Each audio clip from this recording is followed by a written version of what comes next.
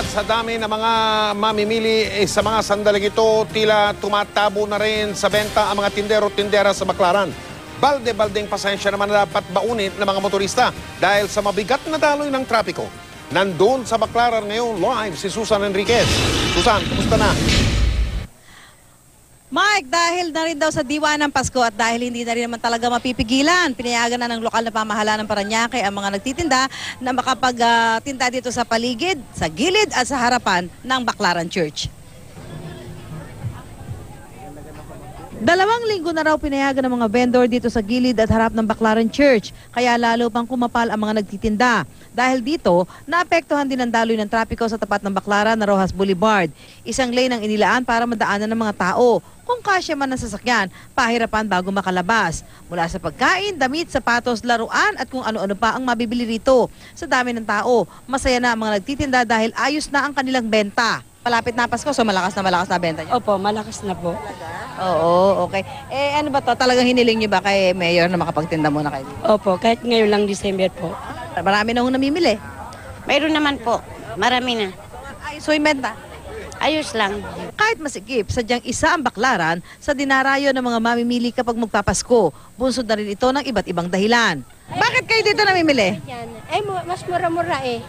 Pag O sa mura ano ba? makakapili ka ng magagandang klase pag marunong kang pumili. Ba't kayo dito namimili? Medyo mura dito eh, kaya malayo yung sa Divisoria eh, sa Baclaran na malapit. Hanggang Enero sa pinayagan ang mga nagtitinda. After ng January 6, ma'am, 0 vendors po tayo dyan. Yun po ang instruction po sa atin ng ating City Mayor na as in, wala talaga po dyan sila sa mga lansangan, ma'am.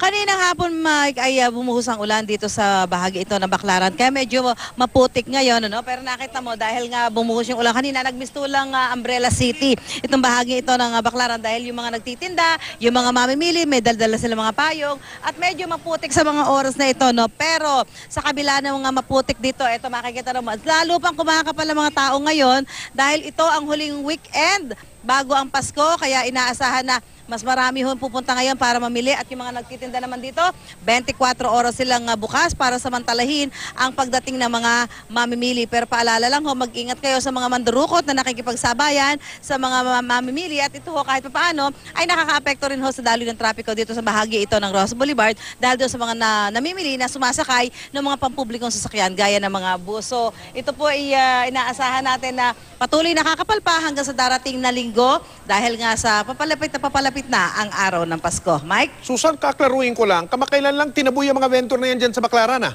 Pinayagan na naman ulit?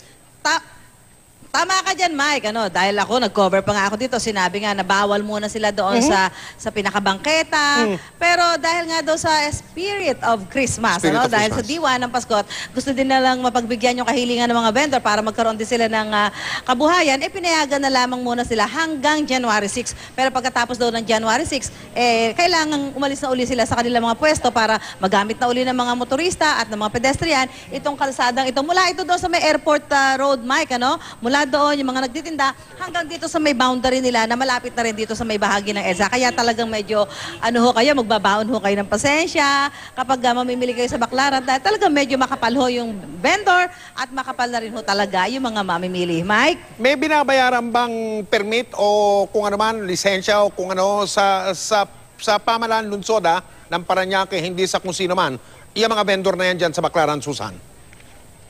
Yes, Mike, kanina kausap ko yung tauhan nitong alkalde ng lungsod ng Parañaque. Sinabi niya na may binabayaran doon na 1,000. May binayaran na 1,000 yung mga vendor, hanggang sa pananatili nila sa January 6. Bukod dito, mayroon din daw binabayaran dito sa barangay na parang 40 pesos. Depende daw sa kung magkano yung dapat bayaran. So, yun yung binabayaran ng mga vendor kapalit ng pagbayag sa kanila na makapagtinda dito kahit pa nga inuokupahan na nila yung kalsada dito sa may bahaging ito ng Baclaran, sakop ng Parañaque. Mike? Maraming salamat, Susan Enriquez.